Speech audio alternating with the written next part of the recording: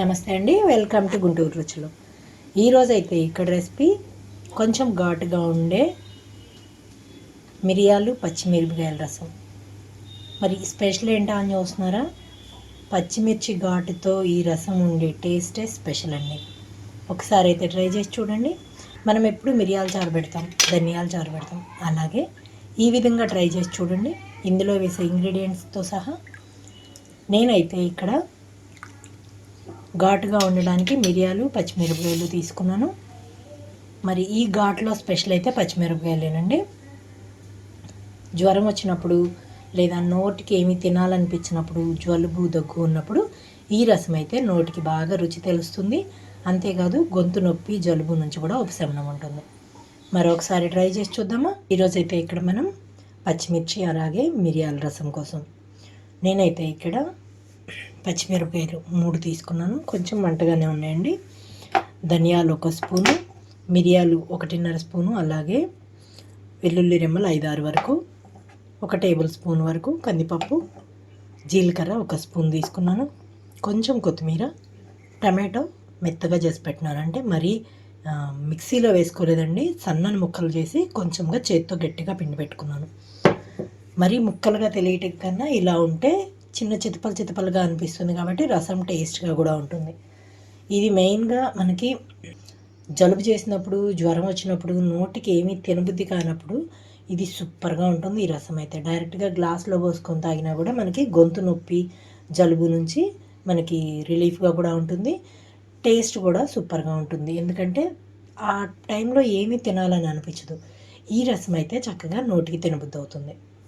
మరి ఎలా చేయాలో చూద్దాం. ఇప్పుడు ముందుగా వీటన్నిటిని మిక్సీలో పొడి చేసుకుంటున్నాను.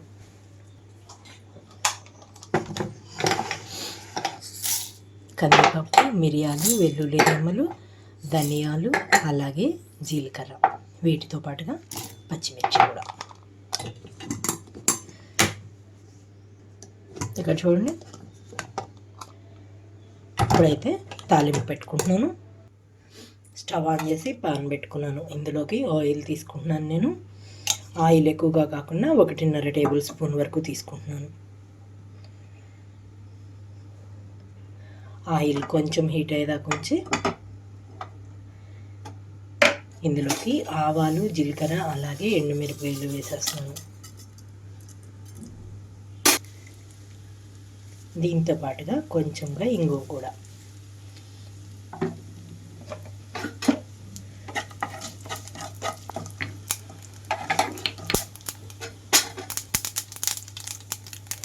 ఇవన్నీ చిటపటమనేటప్పుడే ఇందులోకి పసుపు కూడా వేసేసుకుంటున్నాను.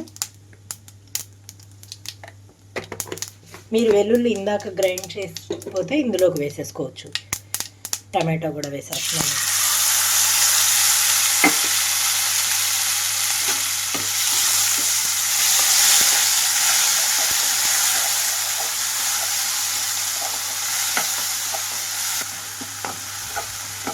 రెండు నిమిషాల పాటు టమాటో ఇలా వేగనిస్తున్నాను మీడియం ఫ్లేమ్లోనే ఉంచి, పచ్చి వాసన పోవడం కోసం.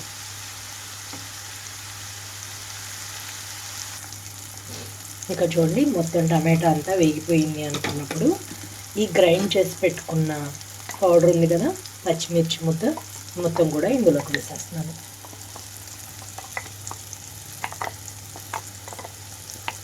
మిరియాల ఘాటు ఈ పచ్చిమిర్చి ముద్దతో సూపర్గా ఉంటుంది ఈ రసం అయితే. ఘాటు ఎక్కువగా ఇష్టపడే వాళ్ళు మిరియాలు కానివ్వండి, పచ్చిమిర్చి కానివ్వండి మీరు పెంచుకోవచ్చు.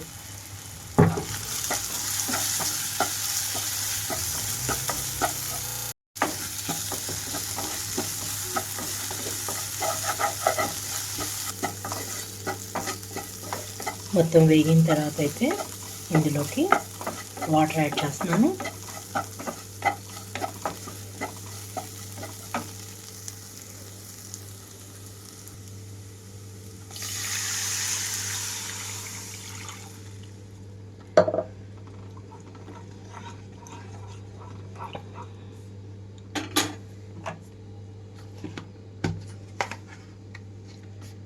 రుచికి తగినట్లుగా సాల్ట్ కూడా వేసేసుకుంటున్నాను.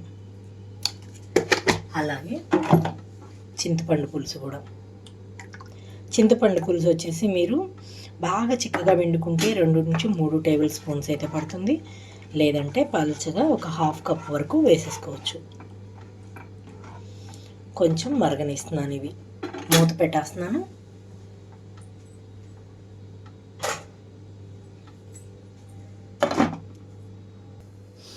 ఇక్కడ చూడండి 2-3 నిమిషాల తర్వాత మూత అయితే తీస్తున్నాను నేను.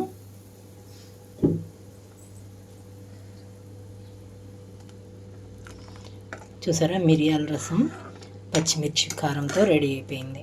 మరి ఇంకెందుకు ఆలస్యం, ఈ విధంగా ట్రై చేసి చూసి మీరు కూడా మీ ఒపీనియన్ అయితే కామెంట్ బాక్స్లో పెట్టండి.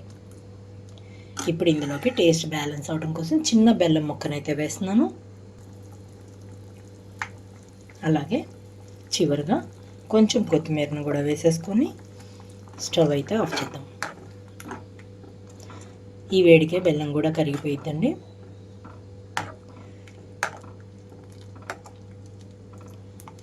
చూసారు కదా, మీరు కూడా ఈ విధంగా ట్రై చేసి చూసి మీరు మీ ఒపీనియన్ అయితే కామెంట్ బాక్స్లో పెట్టండి. అలాగే మీలో ఎవరైనా మా వీడియో ఫస్ట్ టైం కానీ చూస్తున్నట్లయితే ప్లీజ్ మా ఛానల్ని సబ్స్క్రైబ్ చేయండి. అలాగే మా వీడియోస్ని లైక్ చేస్తూ షేర్ చేయండి. పక్కనే ఉన్న bell icon all option click చేస్తే మేము ఇచ్చే వీడియోలన్నీ మీకు నోటిఫికేషన్స్ వస్తాయి. Please encourage me and thank you for watching. Thank you.